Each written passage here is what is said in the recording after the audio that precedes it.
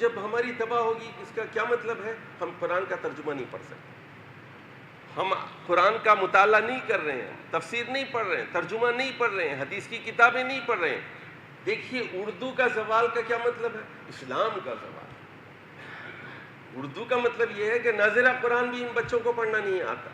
یہ انگریزی میڈیم کی جو کھیپ آ رہی ہے، یہ دیکھ کر بھی صحیح نہیں پڑھتے، کتابچے کو کتا بچہ پڑھ رہے ہیں وہ۔